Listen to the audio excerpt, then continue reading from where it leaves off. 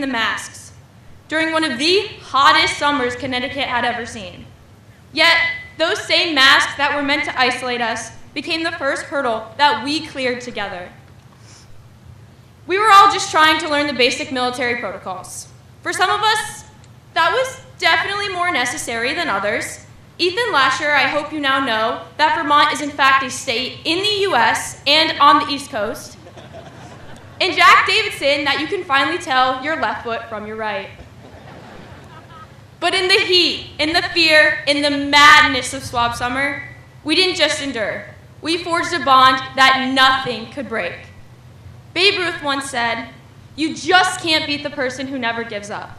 And if there is one thing that defines the class of 2025, it's this: we never gave up, on ourselves or on each other. After that summer came our academic war zone.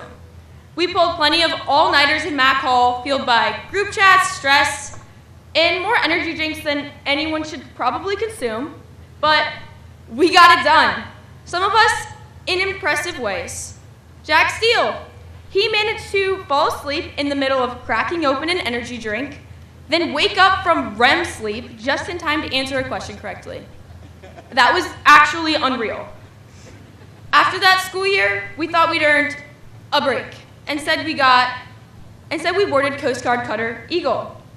Warship might be a stretch, but based on what we endured, that came pretty close to accurate. We were told we'd sail to South America, maybe even Brazil, but instead, we got the Atlantic coast, a broken generator, and the kind of humidity that makes you question your life decisions. Seasickness hit hard. We all ignored the bolded line on the seasickness patches that said, "Do not touch eyes after applying." After a few hours, our eyes were so dilated, I'm not sure we could tell the difference between a kayak and an oil tanker. Not our finest moment, but together we fought through the discomfort and the delirium, and we found moments that made it all worth the sacrifice. Watching the stars stretch across the open ocean, jumping into the Gulf of America, learning to navigate by the stars and with each other.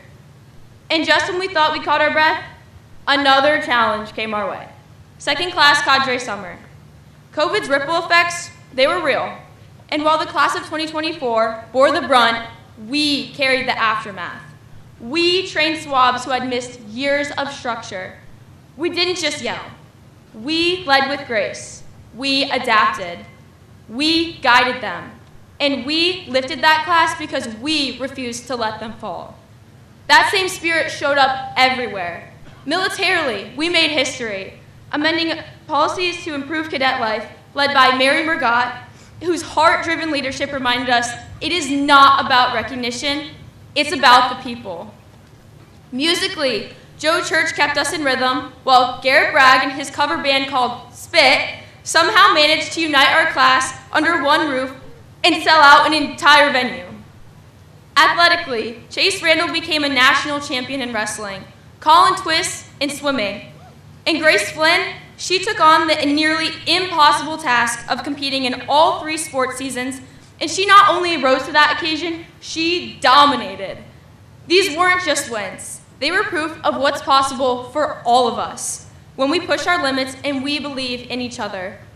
But let's be honest, sometimes Together We Fight took on a different meaning. We fought in friendships, we fought over who got the better side of the room, we fought over poorly divided group projects, and yes, even in love. But we always found our way back. And that kind of unity, it's rare, and it's why we would be unstoppable in the fleet. And while we faced battles together, as a class, each of us was also fighting something individually. And yet, despite it all, we showed up because we each had a reason. For me, my mom who battled cancer and taught me what courage looks like. My dad who worked 4 jobs to make sure we never went without.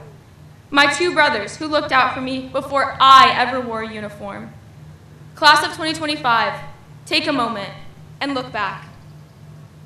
The people sitting there are the reason many of us made it to this stage. To those who answered our calls, supported us in the doubt, and reminded us of our worth.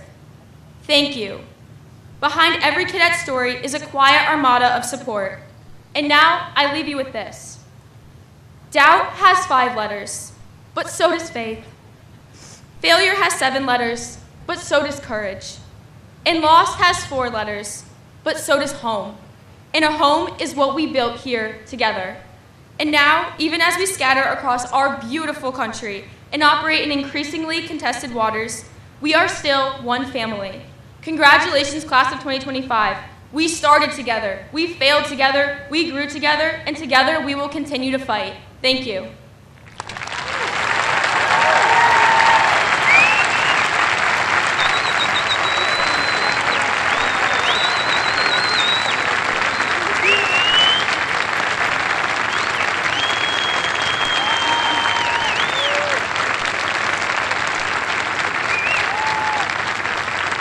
It is now my privilege to introduce the Acting Commandant of the Coast Guard, Admiral Kevin E. Lunday.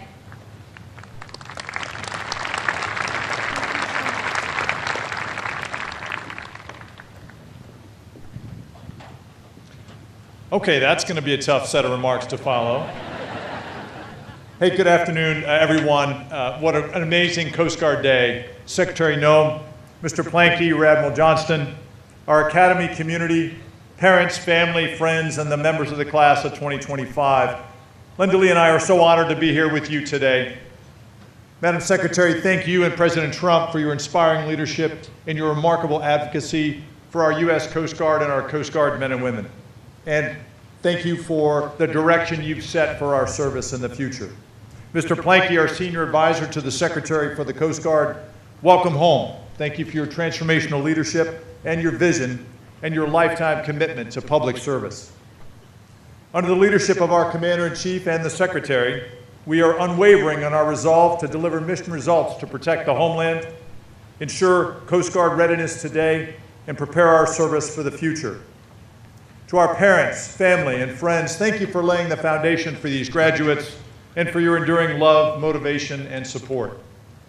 And finally, to the class of 2025, you entered Chase Hall 200 weeks ago as individuals. You depart today as military officers, bound together by a shared sense of purpose and a commitment to serve our great nation with honor, respect, and devotion to duty. You are the next link in our chain, a vital part of our long blue line. Our service is at a pivotal moment, a time of profound challenges and unprecedented opportunity. Thank you for stepping forward to lead at this most consequential time in our history, a time when the Coast Guard is more in demand than ever before.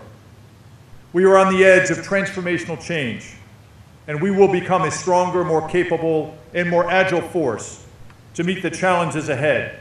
Together, we will lead that change. Today, you will graduate from one of the most prestigious institutions in the world, and you'll receive a commission as an officer in the finest military service in the world, the United States Coast Guard.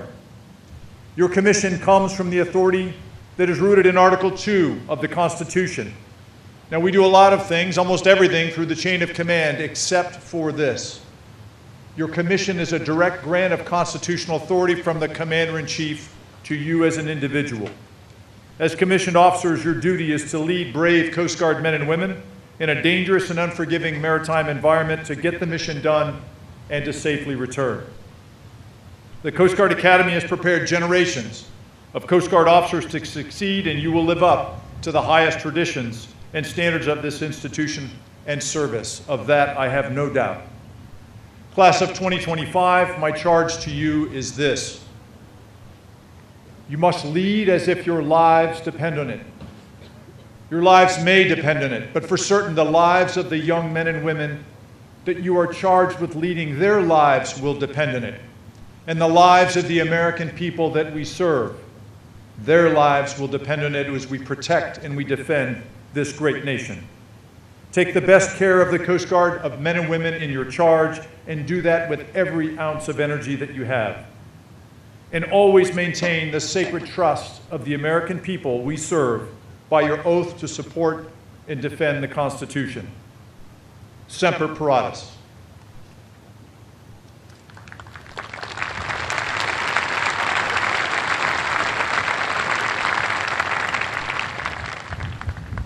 Now, someone who has done all of those things is Mr. Sean Planky. Mr. Planky is a national leader in cybersecurity, having served at the highest levels of our government and in the private sector. He's a retired Coast Guard officer and combat veteran of Afghanistan, and he currently is an Army soldier and non-commissioned officer in the 1st City Troop of Philadelphia. He has been nominated by the President to be the Director of the Cybersecurity and Infrastructure Security Agency. But before all of that, Mr. Sean Planky sat where you sit now on May 21st, 2003, and received his commission as a Coast Guard officer just as you will moments from now. I am honored to welcome to the podium our Senior Advisor to the Secretary for the Coast Guard, Mr. Sean Planky.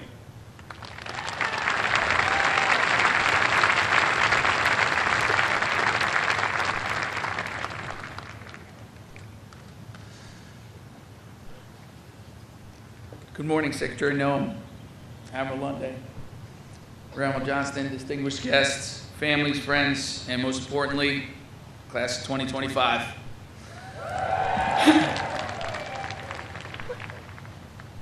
The Coast Guard Academy produces the best leaders in America.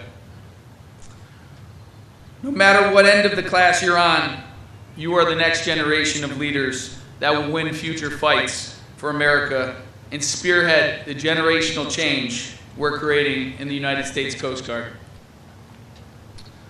Under President Trump and Secretary Noem's leadership, we are revolutionizing the service, and we are excited for you to join the fleet and drive this change. 22 years ago, I sat here as a proud member of the class of 2003, the great class of 2003, another odd year. This moment, 4 years in the making, will change your life forever. Today, you leave New London, Connecticut as a graduate of the greatest military institution in the nation, and with the honor of a lifetime to serve as a commissioned officer in the finest maritime fighting force in the world. First and foremost, you walk out of here a leader. Our nation expects our military, you, to lead, fight, and win. So my charge to you today is simple. Lead first, never stop fighting, always win. Congratulations, class of 2025.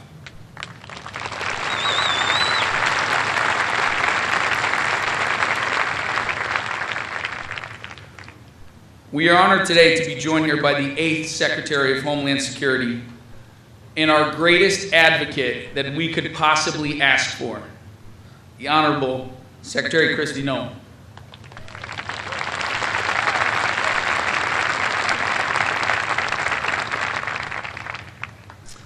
Madam Secretary, thank you for leading our service into the future.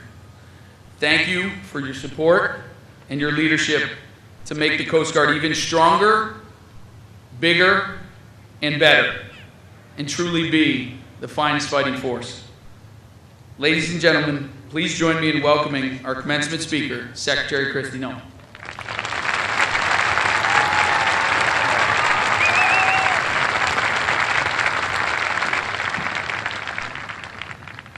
Well, good morning. It is an honor to be with all of you. You are rock stars. Thank you so much for all that you've done to step up and to serve our country and to lead with vision. Years and years ago, I had a gentleman tell me, never get angry on behalf of someone, or never get angry on behalf of yourself. Always get angry on behalf of other people. And he also said to me in that same conversation that I had with him, he said, a leader with no followers is just a man out for a walk. And when I look out at this crowd of leaders, I want you to know that you will have an opportunity that few people get in this world. You will have an opportunity to lead and to cast a vision. And we all know that Scripture tells us that without a vision, the people perish. You are people that are stepping into a time of consequence. You will be people of significance. You will be people that will change people's lives because of what you have the opportunity to do, how you will serve them, and how you will make sure that when consequences come that affect your people, that affect the United States of America, you will get angry on their behalf, that you will step up and that you will lead and that you will present the vision that the United States of America is. This day today is a very big deal. It's a very big deal for all of you, but for your families, but also for this country. Today you graduate after years of hard work, after surviving the swab summer, setting sail for weeks on Eagle, Physics 2, and what may have seemed like endless hours of drill on the parade field. You are more than just a graduating class. You're commissioning into the Coast Guard at the most exciting and at the most promising time that we've seen in decades. You're the first graduating class of a brand new Coast Guard. You're the next generation of Americans that are the finest maritime fighting force that we've had or that we've ever seen before. But this moment means so much more than just a diploma and a handshake. You know, when President Trump asked me to serve as the Secretary of Homeland Security, the goal was very simple. Our mission is to make America safe again, and to do so with honor and with integrity. A top priority of that goal is transforming the United States Coast Guard. In fact, I remember having many conversations with President Trump, and one of them most recently about the Coast Guard. And he said to me, Kristi, as we sat in the Oval Office, what do they need? And I said, sir, they need everything. They've been neglected for too long. They need cutters. They need airframe. They need infrastructure that supports that. They need training and equipment. They need more coasties out there serving alongside of them, and sir, they are the point of the spear in our national defense. They are the key elite group that will lead our other military branches into the future and secure our country, not just here on our coastlines, participating with our military, but they will lead across the world in how they conduct missions with our Navy, our Army, our defense forces, everywhere that they go. And he said, Kristi, make sure we get them what they need. Get them the future that they need. Now, I want to share with you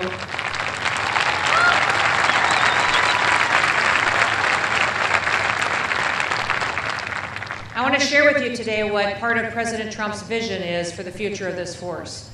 With your help, President Trump and I are going to make America's Coast Guard the strongest, the most capable, the also most effective military service in the entire government. I've traveled across the United States and I've seen the Coast Guard at work. They've been protecting our country from Alaska to Miami, New York, San Diego. I've met with many Coast Guard men and women, and I've heard from them about your heritage, your dedication, your patriotism, and all of your devotion to duty. I've also gained an understanding of what you need, and I've heard it from people on the front lines, people that are doing the work every single day to provide security. Those needs represent the biggest Coast Guard readiness crisis that we have seen since World War II. You were 10% short of your enlisted workforce.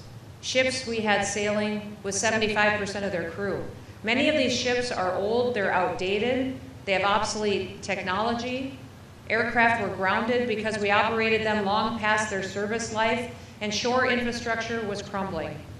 Ladies and gentlemen, that may have been the Coast Guard of the past, but that will not be the Coast Guard of the future.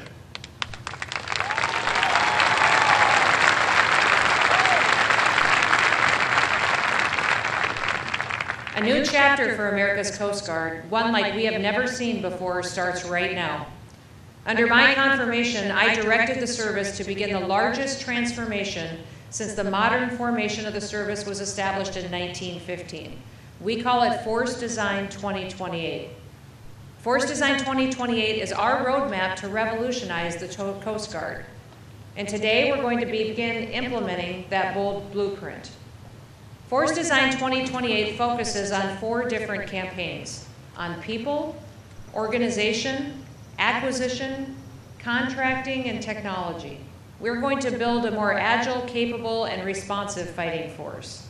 To do this, we will improve training systems. We'll boost access to medical care, modernize both the Coast Guard Reserve and the civilian management system. We will reorganize the service, and we're going to be more effective and capable in ensuring that the Coast Guard will always be ready to meet the challenges of the 21st century. As part of this campaign, The service will reduce the number of its admirals by 25% so that we can return the decision-making to the front line, where it belongs. We will develop a high-velocity acquisition and contracting system. This new system will rapidly deliver equipment and resources to the services that needs it to fulfill its commitment to the American people. We'll accelerate the adoption of secure, cutting-edge technologies that are fit for the challenges of our future. And these changes will define the Coast Guard that you will lead. You're coming into the Coast Guard at a better time in history than it's ever seen before. Now, President Trump and I are deeply committed to protecting and to defending this nation. We recognize that the Coast Guard's vital role in our safety and security is paramount. We are growing the number of icebreakers to meet the demands associated with the Arctic region, and we're focusing on recruiting, and we're succeeding. Admiral Lundy tells me that the Coast Guard has already exceeded its annual recruitment goal by 108%.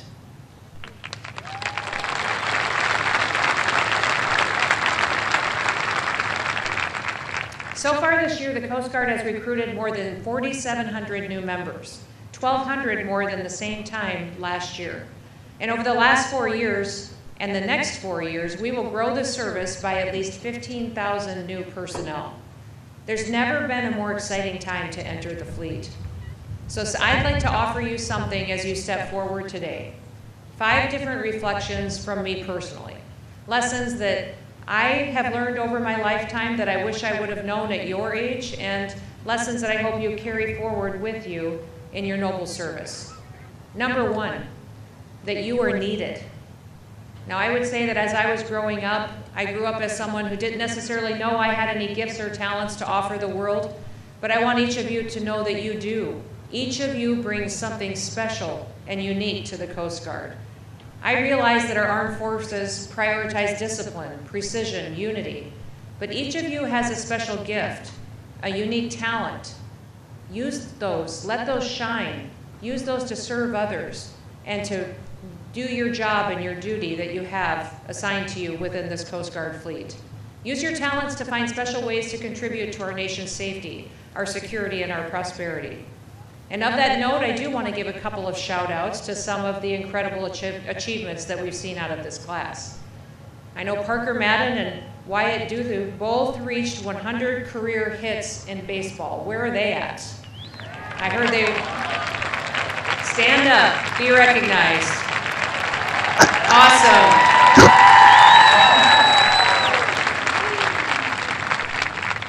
You guys aren't a little competitive, are you? You're sitting a little far apart.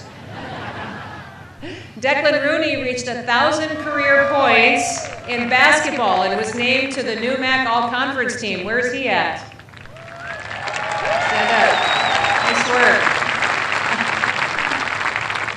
In women's basketball, we had Glory Bethan set the Coast Guard record in career blocks. Where is she at? Nice work. And Caitlin Coates set school records in goals scored and points in women's lacrosse. Stand up.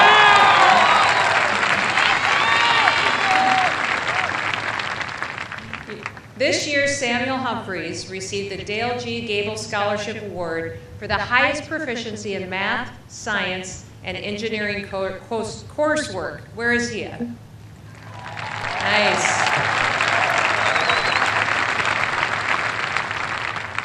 And the Fulbright grant to attend graduate school at the Arctic University of Norway went to Elise Boschiman. Is she here?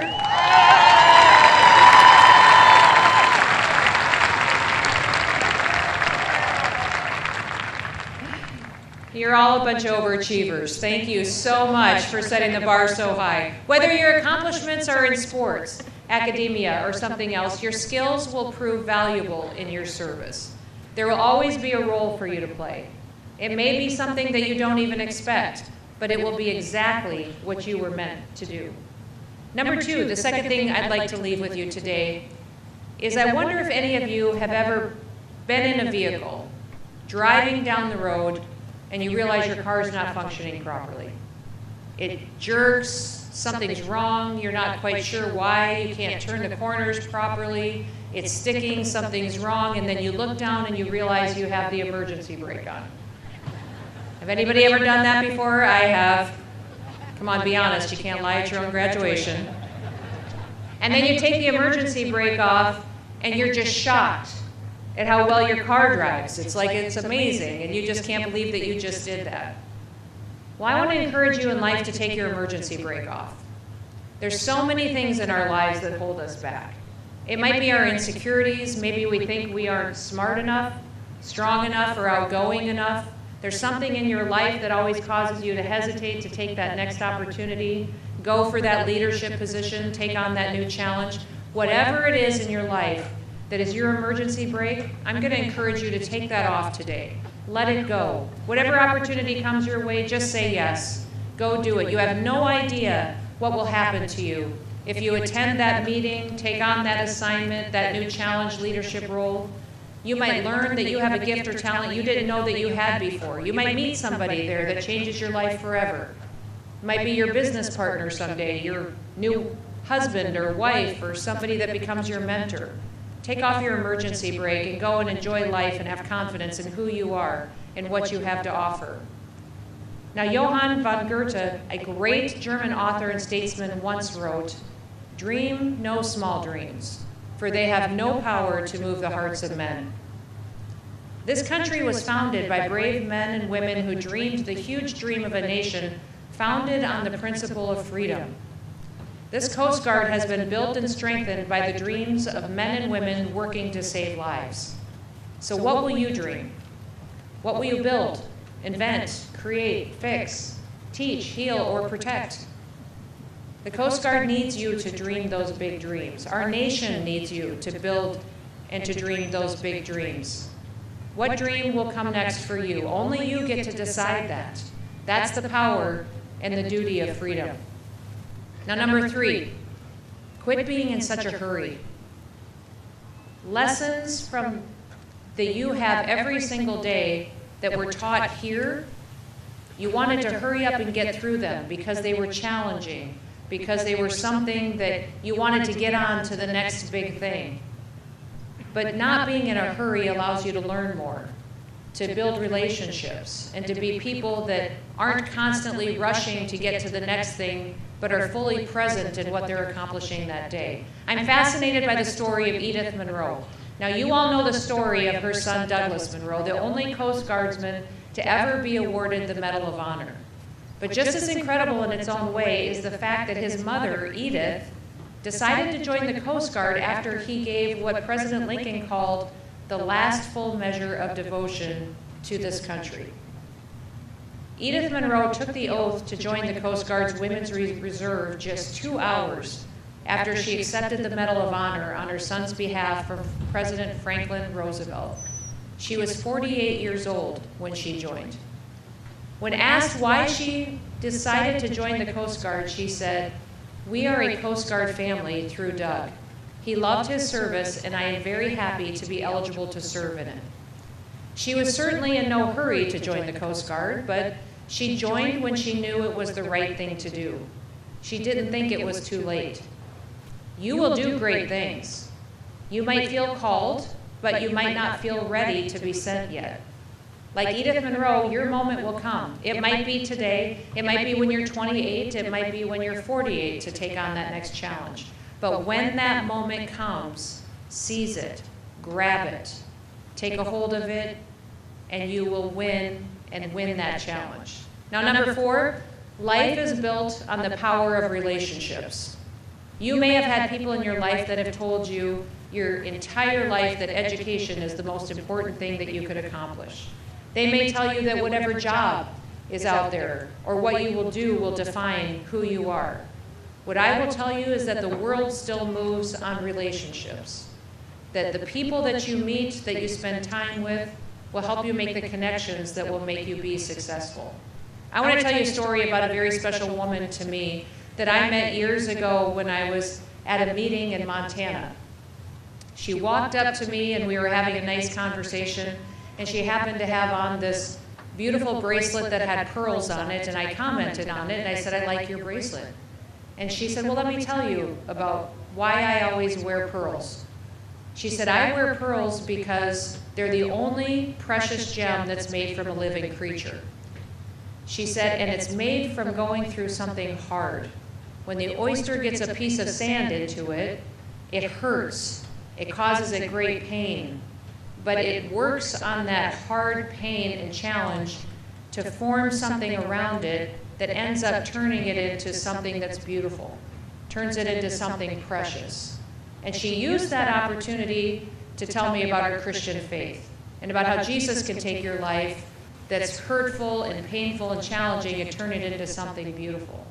But I also have applied that to things in life that are hard and difficult. I happen to be raised by a father who's a cowboy, who gave us impossible things to do. And many days I thought, he's not trying to raise us children, he's trying to kill us children with all the work that he gave us. But I realized years later that the reason that Dad gave us so many hard things to do, because when we accomplished those impossible tasks, we became problem solvers. And when we got through a challenge that was difficult, we didn't think we could do, it gave us the confidence to take on the next hardest thing. For some reason, this generation of Americans has decided that going through hard things is bad or wrong. I would tell you the exact opposite thing. Hard things are good. Challenges teach you who you are. They turn you into being a problem solver, and they give you the confidence to take on the next difficult thing. So whether it is something that you have in your life that you carry with you, for me, ever since that lady told me the story, I've always worn something that has a pearl on it to represent that life is hard. Sometimes my job is hard. Sometimes our family has challenges. But we can take those hard things and turn something precious into it. Something that living creatures go through that we can turn into something that will be cherished forever and that we can use as a testimony to the kind of people that we can be if we accomplish them and persevere through them.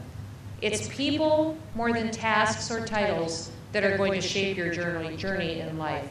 Take on the challenges and make sure you build those relationships. The last thing I want to leave you with today is to always remember to say thank you.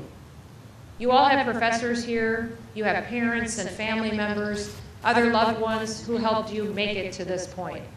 You all have classmates and peers who stayed up late. They helped you study for tests, they helped you get over some kind of an obstacle in training, and there's someone that you need to thank today. Maybe when you leave here, you pick up the phone and call that individual. Think of the one person who kept showing up for you, even when you doubted yourself. So find that person today, whether they're here or if you need to write them a letter or call them on the telephone, say a heartfelt thank you. Gratitude is powerful, and it pays dividends. Because we woke up in this country today, we are more blessed than 99% of the people in this world because we woke up in the United States of America. Now, our nation is facing unprecedented threats to our national security. With incredible men and women like you joining our Coast Guard, I am confident that the American people will be safe. Take these lessons as you become officers in a military service that is more in demand than ever before. The American people expect you to win, and they need our country to win. When you stop deadly drugs from reaching our shores, you save Americans from addiction and overdose, and you spare families from being ripped apart. When you work to secure our maritime trade from the threats of communist China, you not only protect our nation's economy, you secure our future. When you rescue those stranded at sea, you save lives. And when you sail icebreakers into the harsh and the unforgiving Arctic, you make our nation more secure. Your bravery, your dedication, your selflessness are reflected in your motto, Semper Paratus, always ready. Whether you leave here today to go to a cutter, if you go to flight school, a sector, defend our nation, maybe in the cyber domain area or anywhere else, you will be challenged. But leadership is not for the faint of heart. 2 Timothy tells us that God has not given us a spirit of fear, but of power and of love and a sound mind. He has given you sound minds that make good decisions. Use them. And then look out on this field. I am confident that each and every one of you will rise to the occasion and that you'll meet those challenges. As you graduate today, know that you are ready and that we need you to be. Our Commander-in-Chief, President Donald J. Trump, supports you. As your secretary, I will always have your back, and I'm confident that you will support the American people. May God bless you, and God continue to bless the great United States of America. Congratulations.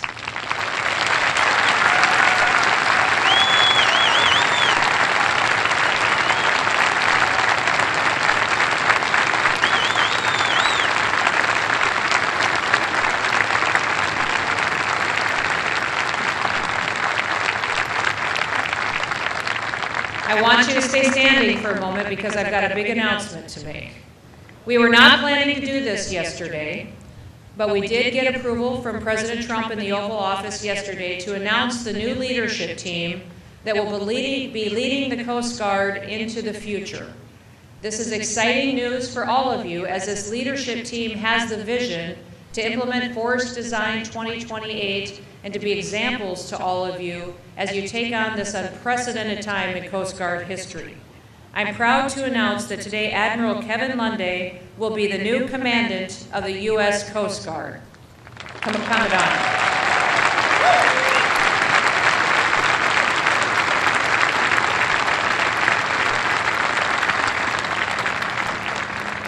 Congratulations, Commandant. Thomas Allen will be the Vice Commandant of the Coast Guard, recommended for promotion to Admiral. Give him a round of applause.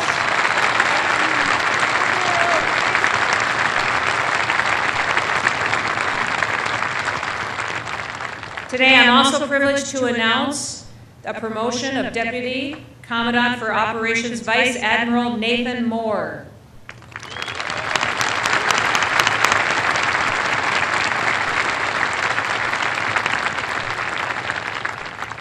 And Joanne Burdian as Atlantic Area Commander, recommended for promotion to Vice Admiral.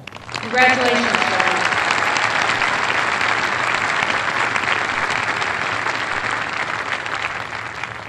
As your new Pacific Area Commander, recommended for promotion to Vice Admiral, Joseph Bozzella.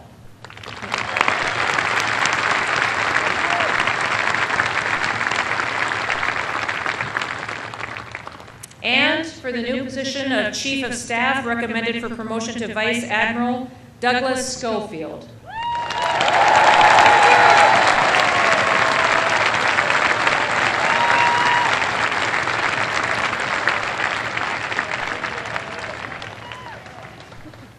I learned long ago that leadership has consequences. It matters who's in charge. It matters not just to the people that they lead, but it also sets an example for others across the communities, the states, and the nation in which they serve. These leaders have the full faith and trust of me. They have the full faith and trust of the President of the United States, and I am certain that they will not let us down. Congratulations to all of you, and welcome to your new leadership roles.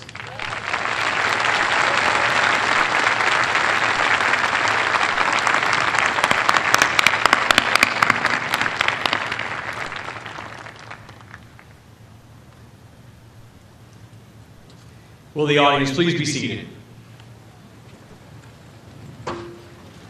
On behalf of the Coast Guard Academy, thank you, Madam Secretary, for being with us here today and honoring the Academy and the Coast Guard with your presence.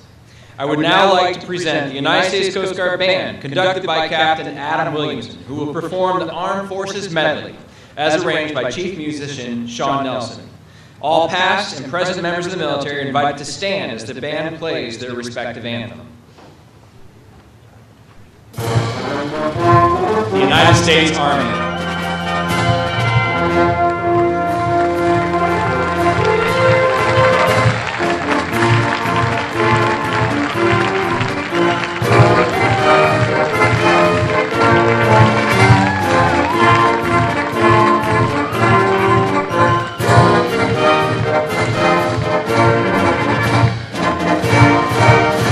The United States Marine Corps.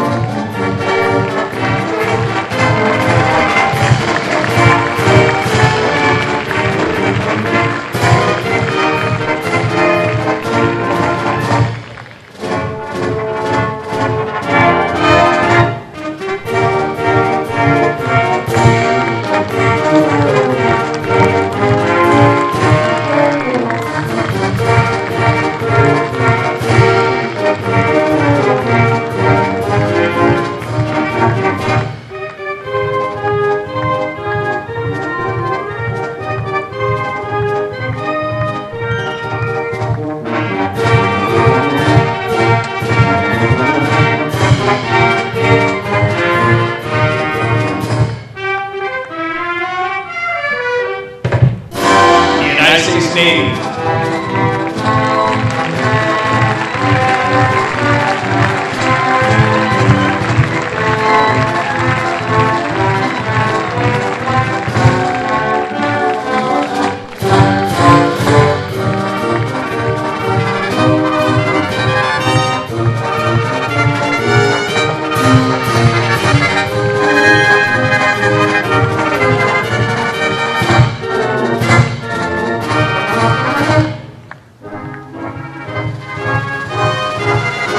United States Air Force.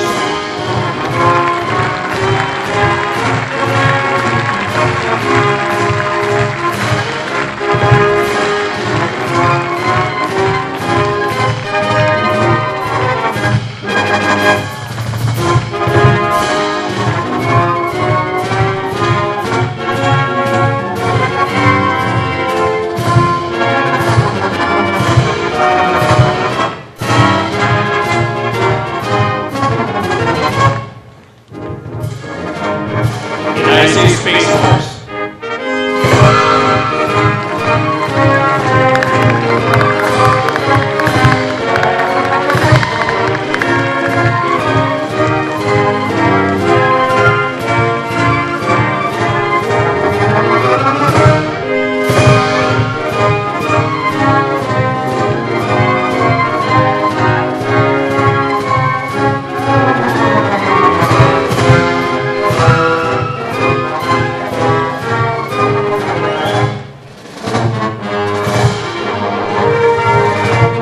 The United States Coast Guard.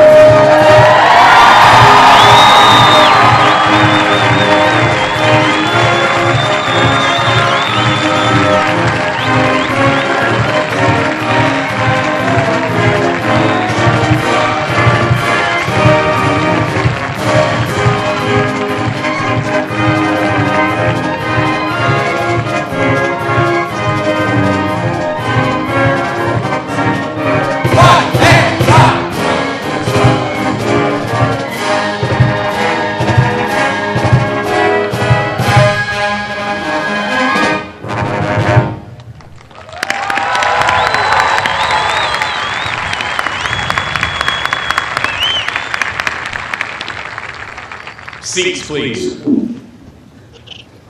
Thank you, Captain Williams, and members of the Coast Guard Band. At this time, I am pleased to introduce Dr. Amy Donahue, Provost and Chief Academic Officer, who will share remarks and present the candidates for degrees.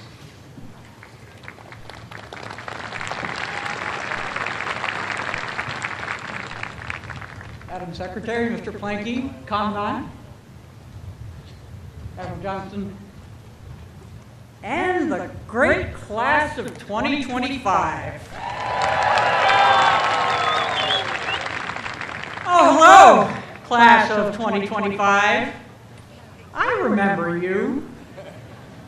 I remember you as swabs on Eagle, heading up and over for the first time and spending some quality time on the rail. I remember you marching in your first drill, getting your class flag, attending your first formal, briefing an admiral for the first time. I remember you taking calculus, and some of you taking it again. I remember your trials and your errors, your successes and your stumbles. And here you are today, 200 weeks later, after a journey of late nights, tough assignments, and hard-won victories. You have written mountains of papers, taken scores of exams, attended literally thousands of hours of classes, marched and run hundreds of miles, and sailed thousands more. God knows how many pizzas you have consumed. This has been a crucible. It has taken all the discipline and sweat and study you put in and combined it with the experience and guidance and instruction we have contributed to forge you as people with the courage, character, and capability to lead our service and serve our world. So welcome, class of 2025. Welcome to this day. a benchmark in your life that you and your families will recall forever as an indelible moment of triumph and promise. Triumph for yourselves and promise for your future and that of the nation. You are joining an officer corps at a rare moment, a time of historic change, and you will be right in the thick of it. This is really exciting, and it is also really hard. People do not like change. Just try moving a photocopier or a coffee maker and see what happens. Shifting how the Coast Guard operates is many orders of magnitude more difficult. As Captain B.H. Liddell Hart famously said, the only thing harder than getting a new idea into a military mind is getting an old one out. But failure to change will leave the Coast Guard ineffective and irrelevant, and our nation cannot afford that. This is where you come in. You will build the Coast Guard's future. You are smart and will not remain enamored with good ideas after they are spoiled by new data. You have courage and will not fear challenging questions. You are thoughtful and will uphold the truth even when it's uncomfortable. You are passionate and will do the doing while everyone else is fretting. You have the endurance to persist and see this work through. I acknowledge that great expectations like this can be daunting, and I suspect some of you may be wondering exactly what you've gotten yourselves into and whether it's too late to run away. I imagine you may be feeling eager and excited about what's ahead, but naturally a bit overwhelmed, apprehensive, and nervous. If you focus on the job before you and pay attention to doing the right things and doing things right, you will succeed. For the most part, it's not momentous acts, but small choices that will propel the service forward. Just do your job every day, and it will matter. However gnarly the mission or demanding the assignment, you know how to work hard, do what you say you're going to do, and look after the people around you. Basic professionalism and competence are the foundations of real success and are the very things that make our service so effective and respected. When those bars hit your shoulders this afternoon, you will feel the weight of responsibility that comes with the uniform you wear. Every day, you will know how crucial to the health and security of the world our service is, how much the Coast Guard matters to the vital fight for freedom and democracy. Without question, the challenges ahead are extreme. They demand leaders with capabilities and knowledge equal to difficult and dangerous work. Leaders undaunted by uncertainty, biased to act, and who know how to solve problems. Leaders who are adroit thinkers and agile learners, who can make judgments in the face of urgent needs, judgments on which lives depend every day. Here at the Coast Guard Academy, we produce those leaders. Our military, academic, athletic, and leader development programs unite to deliver what no other college in the nation does.